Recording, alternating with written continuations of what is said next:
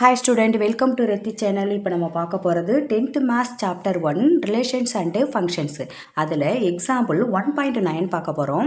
இப்போ சம் என்னன்னு பார்த்துடலாம். இப்போ சம் என்ன கொடுத்துருக்காங்க, given F of X is equal to 2x minus X ஸ்கொயர்னு கொடுத்துருக்காங்க. அதுலேருந்து F of 1 F of X plus 1 F of X plus F of 1 கண்டுபிடிக்க சொல்லியிருக்காங்க.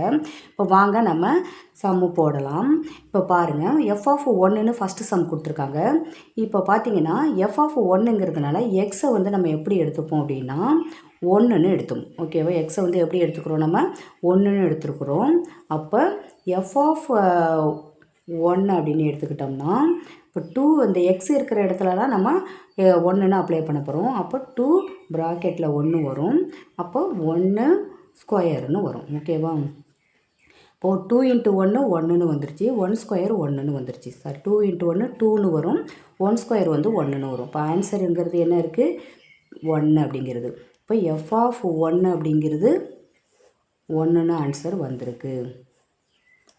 ஓகேவா, இப்போ அடுத்தது எஃப் ஆஃப் எக்ஸ் ப்ளஸ் 1 அப்படின்னு கண்டுபிடிக்க போகிறோம். அதுக்கு நம்ம எக்ஸ் இஸ் ஈக்குவல் டு என்னென்னு எடுத்துக்கிறோம், எக்ஸ் ப்ளஸ் 1ன்னு எடுத்துக்கிறோம். ஓகேவா, இப்போ எக்ஸ் இருக்கிற இடத்துலலாம் நம்ம எக்ஸ் ப்ளஸ் 1ன்னு அப்ளை பண்ண போகிறோம். ஓகேவா, இப்போ பாருங்கள், அப்போ 2x + 1 அப்படின்னு அப்ளை பண்ணியாச்சு. அடுத்தது மைனஸ் எக்ஸ் ப்ளஸ் 1 ஹோல் ஸ்கொயர்னு அப்ளை பண்ணியாச்சு. சரியா, இப்போ இந்த எக்ஸ் ப்ளஸ் 1 ஹோல் ஸ்கொயருங்கிறது என்ன ஃபார்முலா நம்ம யூஸ் பண்ணுற மாதிரி இருக்குது, a + b whole square formula use பண்ணணும். இப்போ a square plus 2ab plus b ஸ்கொயருங்கிற ஃபார்முலா வந்து நம்ம யூஸ் பண்ணுற மாதிரி வருது. ஓகேவா, இப்போ நம்ம போடலாமா. இப்போ பாருங்கள், அது 2 × x என்ன வரும், 2xன்னு வரும். 2 × 1 + 2 அப்படின்னு வரும்.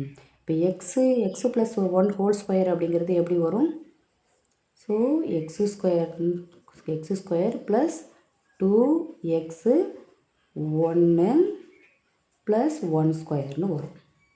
இப்போ நம்ம ப்ராக்கெட்டை வந்து வெளில எடுத்துடலாம். அப்போ 2x + 2 மைனஸ் எக்ஸ் ஸ்கொயர், இங்கே வந்து மைனஸ் இருக்குது, இங்கே எல்லாம் ப்ளஸ் இருக்குது. அப்போ உள்ளார போகிறப்ப ப்ராக்கெட் எடுக்கிறப்ப எல்லாம் மைனஸாக மாறிடும். ஏன் அப்படின்னா மைனஸ் இன்ட்டு ப்ளஸ்ஸு மைனஸ், அதனால் இப்போ மைனஸ் 2xன்னு வரும். 1 மல்டிப்ளை பண்ணால் அப்படியே வரும், அதனால் 2x தான். அப்புறம் மைனஸ் 1 ஸ்கொயருங்கிறது என்னது, 1ன்னு மாறிடும். ஓகேவா, இப்போ இதில் பாருங்கள் மைனஸ் 2x இருக்குது, இங்கே ப்ளஸ் 2x, இங்கே மைனஸ் 2x ரெண்டும் அடிபட்டுரும். அப்போ வந்து 2ஓட மைனஸ் 1 லெஸ் பண்ணால் 1 வரும். இப்போ நம்ம ஃபஸ்ட்டு வந்து மைனஸ் எக்ஸ் ஸ்கொயரை ஃபஸ்ட்டு எழுதிட்டு ப்ளஸ் 1 அடுத்தது எழுதிக்கலாம். இப்போ இதுதான் என்னது, எஃப் ஆஃப் எக்ஸ் ப்ளஸ் 1 அப்படிங்கிறது மைனஸ் எக்ஸ் ஸ்கொயர் ப்ளஸ் 1 அப்படிங்கிறது கண்டுபிடிச்சாச்சு. இது செகண்ட் அவங்க கேட்டிருக்கிறது.